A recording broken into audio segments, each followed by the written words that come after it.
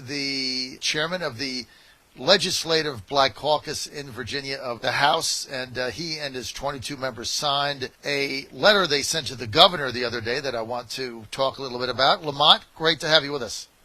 Good morning, John. Lamont, I read your letter. I actually talked to the governor's chief of staff about it. They were upset because they said they were blindsided by it. Their words, not mine, so don't want to focus on that. Not my deal. But I thought the letter was very strongly written. I just want to give you a chance to elaborate on it because it kind of took me aback. Because let me just read the one segment here. You said, under the current plan and with the already existing racial disparities that this pandemic and economic crisis are perpetuating, we'll be creating a situation where black and brown Virginians outside of Nova will become guinea pigs for our economy. Then you went on to say, we've already seen this take place in Georgia, where the state's premature reopening resulted in a spike in COVID-19 cases, with the overwhelming majority being black people and people of color. Throughout our country's history, you say, black and brown people have been experimented on and used as unwilling test subjects before. We cannot allow that to be repeated here. So you bring up guinea pigs, eugenics of the 1920s. It touches the cusp of genocide, perhaps. Do you think that wording was a little harsh? Not at all, not at all. And I've been in communication with my good friend Clark and others from the administration, and I think I'm very confident that they understand that letter, while addressed to the governor, was speaking to all the Virginians. We wanted to make sure, and we didn't mince words, we wanted to make sure that our position was clear. Those individuals that will be forced to go back to work, not asked to go back to work, because there's a number of individuals that have an opportunity to go back to work, and they'll have a choice. For those individuals that will be forced to go back to work or lose their jobs, are individuals like custodians, individuals like receptionists, and buildings can't open without one of those two. And African Americans and people of color hold those jobs at a large rate. Also, we're looking at individuals that have been working throughout the entire pandemic that still don't have the resources that they need. And we look to the federal government to support us and help us with this. And we've gotten a little PPP here and there for some businesses. We've gotten some stimulus that I don't think was enough for the amount of time that individuals have been out. We have not had any direction or support as it relates to contact tracers for states. We haven't had any support for localities. There's so much that we need to questions that we need to answer, and I think the governor agrees. There's so many questions that we have to answer, and things that we need to deploy, like contact tracers. And the governor has been doing an awesome job of finding resources to hire contact tracers and then deploy them, but they haven't been deployed yet. And so what we want to do is continue what we've seen start in what the governor started like in the city of Richmond with the pilot, but we need to let that pilot take shape, the deployment take shape, get a handle on our data sharing before we open our Commonwealth up. And so the letter may have been strong in its wording. It wasn't directed at the governor or who he is. I believe he's been I'm telling you, he's been a strong partner for us.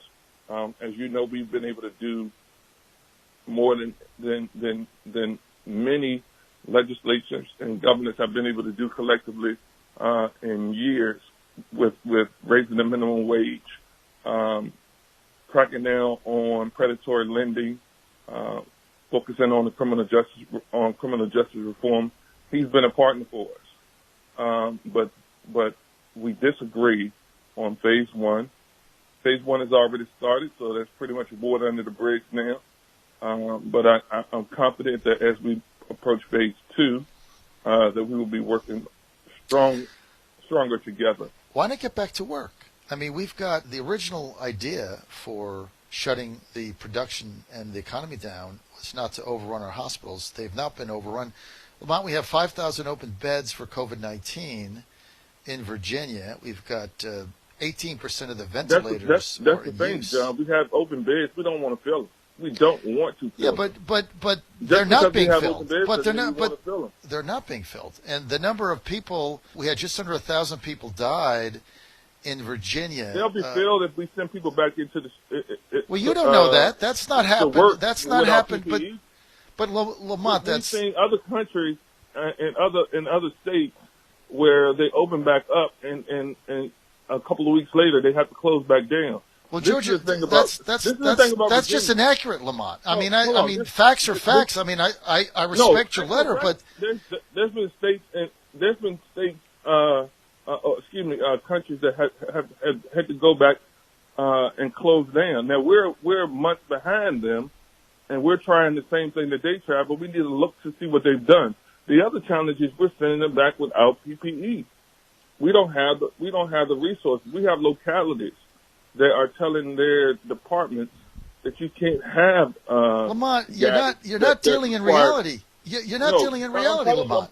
I'm giving you an example. I was at Virginia Beach on Saturday. I ran into probably in 3 hours, my wife and I, in 4 hours, probably 3,000 people. You know how many people had masks on? Like 5.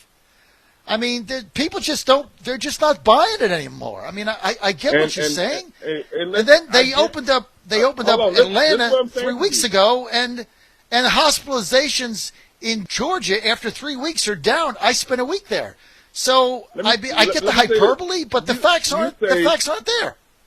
No, you said that 3,000 people were there, right? Yes, you at and least. Your wife went, right? Yes. That's your decision. Yes. I'm talking about individuals that aren't able to make that decision. We're making the decision for them, and we're not providing. And the other thing is, what the federal government is working on right now is liability protection for businesses, not liability protection for workers. Liability protection for business. So if I go to work, there are protections for my boss, my supervisor, my employer, that they won't have to pay me while I'm out. We're giving protection for the businesses, but nothing. We're doing nothing for the employees. Well, so made a decision. Employees can, but we have a free country. I mean, if you don't want to go to work, don't go to work. I mean, get it. Man, that statement that you just made is. I mean, but you want everybody to suffer. You want millions of small businesses to shut down and people to go out of business and go eat out of a trash can. It's basically what you're saying, because you don't have enough PPEs. I mean, you're not going to eat out of a trash can, but I don't want people in trash cans, and I also don't want people in coffins.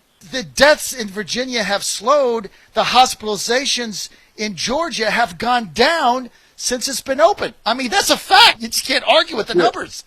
So what you're saying, I mean, look, John, I'm sensitive to what you're saying, dude, but the numbers aren't there. When the governor decided, after the president giving any guidance or any directives and having the courage to close himself, when the governor decided in March to shut down, we had far less deaths, far less individuals in hospitals, but he decided to shut down. There's nothing different now other than more deaths, more individuals in hospitals. We don't have a vaccine. We're not going to have a vaccine. You can't shut the economy down until you have a vaccine. Nobody will be able to eat. I don't get what you're saying. This idea that you can't, you're going to shut the government down until we have a vaccine? There'll be no jobs left. You're never going to let me finish. Go ahead. I'm sorry. We don't have a vaccine, and we all know that we have to get economy back rolling before we have a vaccine. on this call, you haven't asked me when should we open. When should we open? I said we should open once the governor deploys the contact tracers, which he's already found the funding for. Once we roll out more PPE, once the Congress and the governor and the president sign this next rollout, once they figure out what they're going to do with the liability protection, then put those individuals back to work. And listen, and the governor's just now getting a handle on and understandably just getting a handle on the data. These things should only take a couple of weeks. Stick with the date that he put out initially and roll out then. That's only a couple more weeks. Let these things take shape. Well, meantime, small businesses are going out of business and claiming bankruptcy by the hour. We got 35 million people unemployed. So I just have to ask you, do you want public schools to reopen in September, or do you want to keep them shut down? So I'm not able to make or say whether or not I want public schools open right now or not. I think what we should do, instead of listening to Trump on this one, listen to Fauci. It's sad what he did to Fauci by being honest about this situation. We have time before now in September to figure out where this data is showing, see how these phases are going before we decide whether we're going to send our most vulnerable individuals. And what I mean by most vulnerable is they're not going to be able to social distance in classrooms. And so we have representatives from all of our households going into those classrooms and bringing those things back home and sharing it with the family. And, they're going to be playing on playgrounds, eating lunch together, being in close quarters together, holding hands, using the same restrooms. And so we need to be very careful before we send them back. And so I'm not prepared to say without more information. And again, we have time without more information on that. You do realize, though, that another 6 months of this, and all these students are falling seriously behind academically.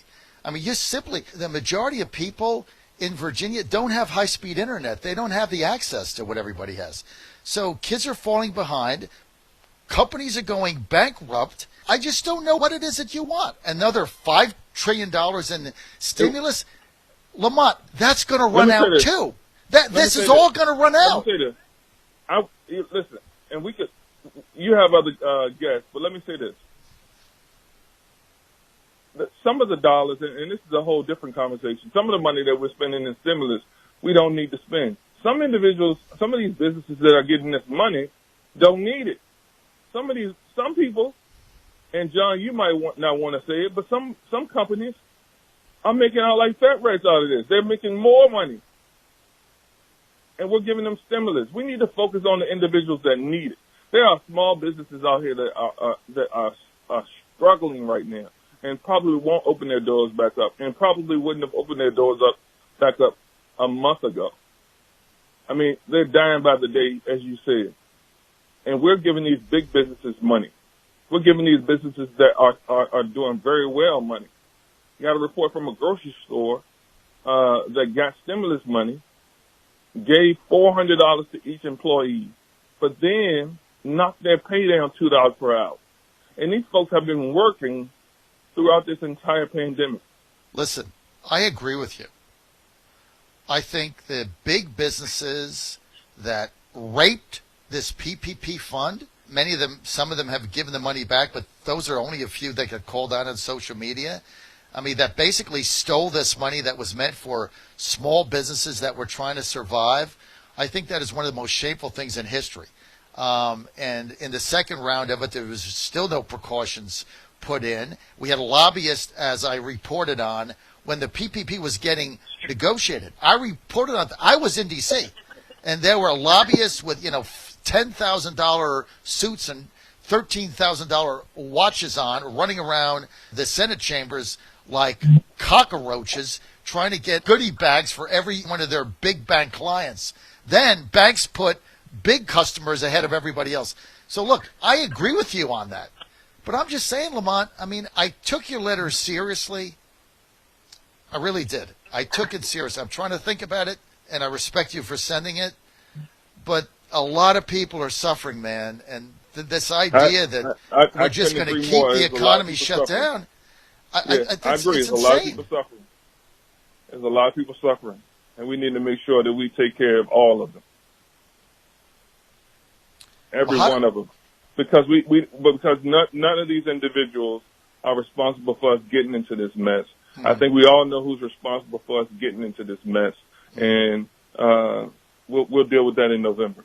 Well, yeah. I mean, I think you are going to deal with it. Who's responsible is the Chinese Communist Party, and I don't think we're going to deal with that right now either. But I'm telling you, Lamont, people want to get their lives back. And these contact tracers that you're talking about, and I know you're a fan of them, you wait, Lamont, you wait until these contact tracers making $25 an hour on taxpayer dime starts banging on people's doors and demanding information for them in their homes.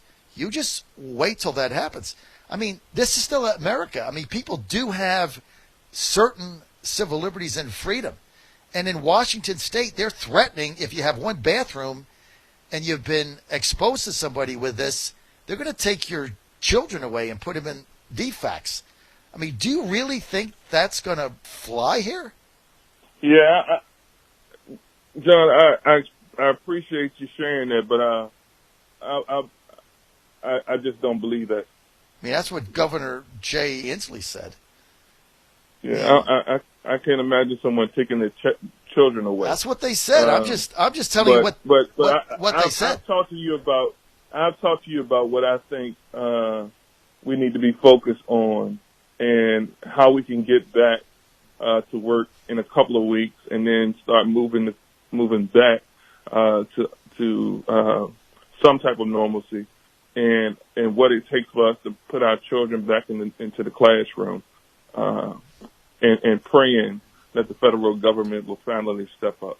Okay, so let's take Richmond, all right, which is shut down for 2 weeks, which is what you want, right? So for you to send a letter to LeVar Stoney saying, hey, Mr. Mayor, time to open Richmond, what do you want to see that you're not seeing now? I feel like I told you a couple of minutes ago, but deploying the contact tracers, finally getting a handle on the data, because the data that's been rolling out from the Commonwealth hasn't been disaggregated in a fashion that I think is acceptable to the governor, and so he has his team working on that. We need to make sure that we have more PPE available. A couple of weeks ago, we were struggling to have PPE available just in the hospitals. But we need to make sure that we have what we need available for the balance of the public and in businesses. We also need to finally start asking critical questions to the localities, our cities and counties, on how they plan to protect their staff in respective departments, and not just firefighters, police officers, and first responders, but also their custodial workers, the individuals that work on their vehicles.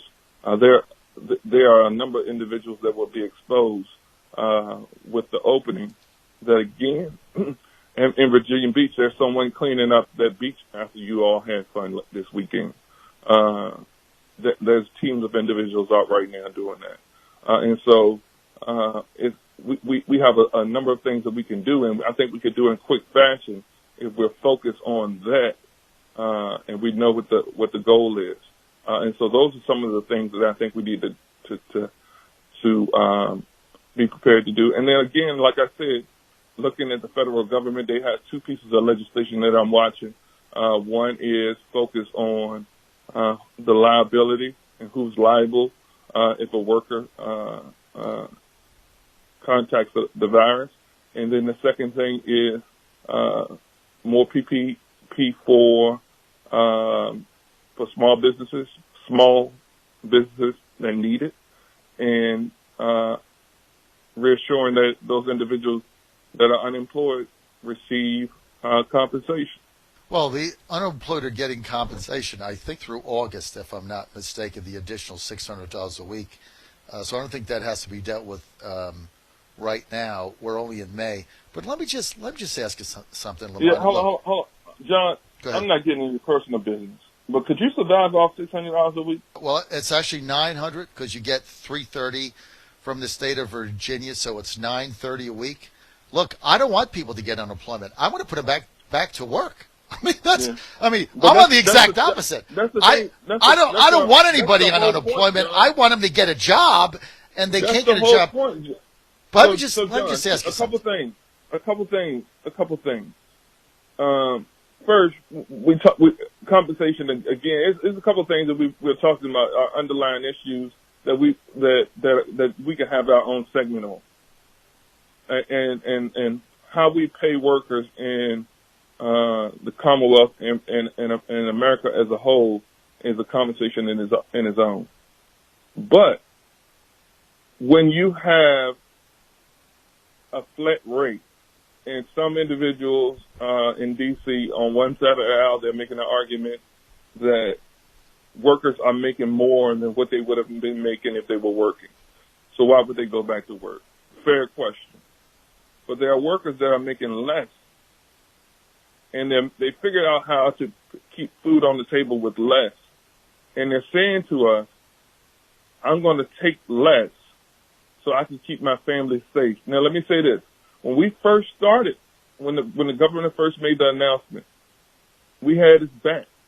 And what the biggest question we were hearing or concern we were hearing from barbershops, hair salons, small businesses, and churches. And they were saying, don't shut us down. We can't afford to be shut down. Then they realized how serious this was and how the federal government had failed us. So then they said, now they're saying, don't open us back up. It's not ready. And they're saying that because of the things that I just outlined. And they will be going back without guidance. You know who has the best guidance right now? Better than the CDC right now? McDonald's. McDonald's has the best guidance. Their guidance that they laid out for their employees is solid. We don't have that guidance for all these other industries and all these other businesses that are about to open up or that have opened up. People haven't thought this through. They don't have those individuals in their office to think those things through. These are people with a good idea, small businesses with a good idea, but they need the resource and the guidelines to accomplish this. We're not saying don't open up. Don't you? We're hurting to open back up. We're ready. Lamont Bagby with us. Lamont Bagby, House of Delegates member, also the chairman of the Legislative Black Caucus in Virginia. 22 members, Lamont, or 23? I don't remember. Something like that. 22 members. Two things. Number one, don't you trust Virginians to make up their own decisions about when to open their business, when not, and how to do it? I mean, and the second thing is, if what you say is true, then why aren't there more clerks sick at Walmart? Like, how did Walmart stay open? Because they're coming into contact with thousands of people a day, pretty up close. Why isn't the entire Walmart network in the United States sick in the hospital? Just answer me those two questions. Again, I've said that these larger companies have figured this out. They've done a fine job of putting guidelines out for their employees. If you go in Walmart, you'll notice that they have far more employees. Far less employees and far more self-serve lines. You don't see any managers just rolling around. You don't see extra people walking around. I went in Lowe's the other day, and I talked to the gentleman that I usually speak to there, and I said, hey, listen, I need a screw. He helped me find the screw, and then he said, hey, man, I'm sorry it took me so long to help you. We're short on staff. And the reason why they're short on staff is some of them have been quarantined and have to be set aside for 14 days because they've gotten sick. So we can't say that they haven't lost individuals. A lot of these people are short on staff in these department store in these box stores. If you notice, and they're doing the best they can. And in the Richmond area, we have had individuals in grocery stores get sick. We've had individuals that work in grocery stores die. That's a fact. Don't you trust Virginians to do the right thing, Lamont? I trust Virginians to do the right thing. I do trust them, and I trust the Virginians that are calling me and saying, let's slow this train down. Make sure you all put in place what we need to have in place before we open this thing back up. And I also trust that they need the support to continue to do the right thing. And Virginians have been doing the right thing. I know that they are anxious to get back to work, especially those individuals. I have individuals in my family, immediate family, that have been wishing and wanting to go back to work, ready to go back to work, waiting for their supervisor to call them and say, come back to work. And that's not because of anything but wanting to make an honest living and wanting to make sure that you're contributing. But this is one of the first times in the history of not only the Commonwealth but of the nation that the best thing you can do, and doctors have been saying, the individuals that we trust to keep us safe, nurses have been posting it over and over and over again, those messages on social media and on the TV. Stay at home. This is the first time that the best thing you can do is stay at home. I don't think the number's back yet. I mean, I get what you're saying. I appreciate the caution. Took your letters seriously. I take you seriously. We're friends. I don't think you're on the right side of this, and I don't think you're in the majority, and I think people are done with it. And they look at the numbers. Hospitalizations are down. That's why we shut the economy down. Hospitalizations are down. The number of beds are available are up. The number of deaths under 50 are infinitesimal. In Virginia, 3/5 of people died were over the age of 80 with underlying conditions. It's all bad. And this is a serious thing. But I'm telling you, this idea that we are just going to, in perpetuity, stay shuttered at home while businesses are collapsing and people have no money, I think it's done. I think it's over. We're not going to just stay shut. We're not going to just stay at home. The governor is moving forward with phasing this out and getting people back to work. That letter was just to outline that we thought phase one was too soon. We felt like it should have been a couple more weeks. I respect your letter. We're past that now, and so we'll continue to work with the governor as we look at phase two and the next phases to come. I am so grateful that we have a doctor as our governor right now to protect us from the ill-advised administration on the federal level. Lamont, look, we're friends. We've been friends a long time. We are. I respect you. I respect what you have to say. I respect your judgment. I totally respect the letter you sent. And I appreciate when we have these conversations, whether public or private, because it helps us process some things and look at other ways of thinking about it. And I think oftentimes causes us to behave differently in a positive fashion. So always a pleasure speaking with you. And I hope the way that you and I dialogue is the way that individuals will dialogue about not only this, but issues that impact the Commonwealth day in and day out. And so always a pleasure.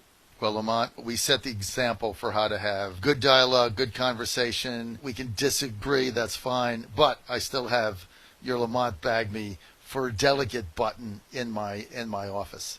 Just want you to know that. Thanks for being with us.